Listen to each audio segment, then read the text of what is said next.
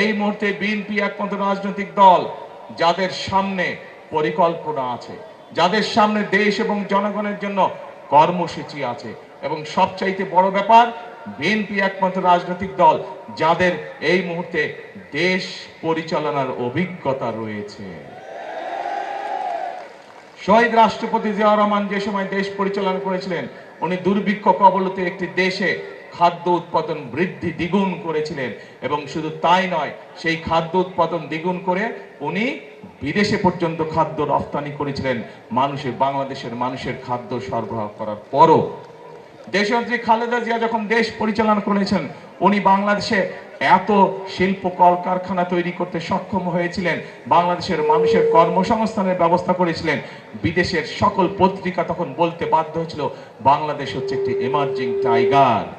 কাজে প্রিয় ভাই বোনেরা, এই সকল, এবং শুধু তাই না, দেশনেত্রী খালেদা জিয়ার সময় আমরা দেখেছি কিভাবে তিনি নারীদের শিক্ষা ব্যবস্থা ফ্রি করেছিলেন। ক্লাস 10 থেকে মেয়েদের জন্য ক্লাস 12 পর্যন্ত শিক্ষা ব্যবস্থা ফ্রি করেছিলেন।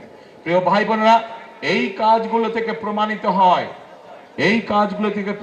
যে বিএনপি একমাত্র দল যারা দেশকে অভিজ্ঞতার আলোকে সঠিকভাবে পরিচালনা করতে সক্ষম। এখন প্রিয় ভাই বোনেরা, 12 তারিখে নির্বাচন। এই নির্বাচন যেই নির্বাচনের জন্য বিগত 16 বছর ধরে বাংলাদেশের মানুষ অপেক্ষা করেছে, যেই নির্বাচনে বা যেই রাজনৈতিক অধিকার বা যেই ভোটের অধিকার বাংলাদেশের মানুষের কাছ থেকে কেড়ে নেওয়া হয়েছিল। প্রিয় ভাই বোনেরা, বিগত 16 বছর নির্বাচনের নামে আমরা তামাশা দেখেছি। আপনারা কেউ সেই নির্বাচনের নামে যে তামাশা হয়েছে, সেই নির্বাচনগুলোকে, তথাকথিত নির্বাচন, আপনারা কেউ ভোট দিতে পেরেছিলেন? কেউ বাংলাদেশের মানুষ, শুধু আপনারা নয়, ঢাকা দেশের অধিবাসীরা নয়, শুধু সমগ্র বাংলাদেশে কেউ ভোট দিতে সক্ষম হয়নি। আজ সেই নির্বাচনের সময় এসেছে, যে নির্বাচনে বাংলাদেশের মানুষ ভোট দিতে পারবে। প্রিয় ভাই বোনেরা, এই নির্বাচনে ভোট দেওয়ার মাধ্যমে যেরকম ভাবে বাংলাদেশের মানুষ তার রাজনৈতিক অধিকার প্রতিষ্ঠিত করবে, কিন্তু শুধু রাজনৈতিক অধিকার না, এই নির্বাচন হতে হবে দেশ গঠনের নির্বাচন।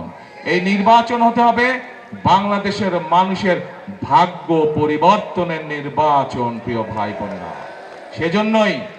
সেজন্যই আমি বলেছি, এই নির্বাচন শুধু ভোট দেওয়ার নির্বাচন নয়। এই নির্বাচনের মাধ্যমে আমাদের জুলাই শহীদ যারা আছেন, জুলাই অভ্যুত্থানের যারা হতাহত ব্যক্তিরা আছেন, শুধু তাই নয়, 1971 সালে স্বাধীনতা যুদ্ধে যে সকল শহীদ হয়েছেন, তাদের যে প্রত্যাশিত বাংলাদেশ আছে, সেই বাংলাদেশ গড়ার নির্বাচন হচ্ছে 12ই ফেব্রুয়ারি। প্রিয় ভাই বোনেরা, আমরা এই ধানমন্ডি, এই নির্বাচনী ঢাকা 10 এলাকা থেকে আমরা আমাদের ধানের শীষের প্রার্থী করেছি আমরা রবিকে। এই রবির হাতে আমরা আনুষ্ঠানিকভাবে আজকে আমি ধানের শীষ তুলে দিচ্ছি।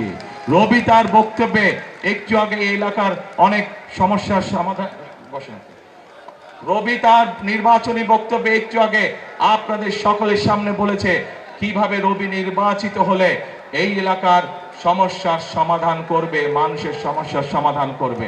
ইনশাআল্লাহ রবির সাথে আজকে আমিও আপনাদেরকে বলে যাচ্ছি যে ইনশাআল্লাহ এই ঢাকা 10 থেকে ধানের শীষ নির্বাচিত হলে এবং বিএনপি সরকার গঠন করলে রবি যে সকল ওয়াদা এলাকার মানুষের সামনে করেছে, সেগুলি বাস্তবায়নের জন্য আমিও রবির সাথে কাজ করব। কারণ বক্তব্যের শুরুতেই বলেছে, আপনাদের সাথে ঢাকা 10-এর সাথে কিন্তু আমার আত্মীয়তার সম্পর্ক আছে। কাজেই আমারও দায়িত্ব এই এলাকার মানুষের যে সমস্যার সমাধানগুলো আছে, জলবদ্ধতা হোক, এই ধানমন্ডি লেকের সমস্যা হোক, বিভিন্ন আইন শৃঙ্খলার সমস্যা, প্রত্যেকটি সমস্যা ইনশাআল্লাহ আমিও রবির সাথে দেখভাল করব এই এলাকা।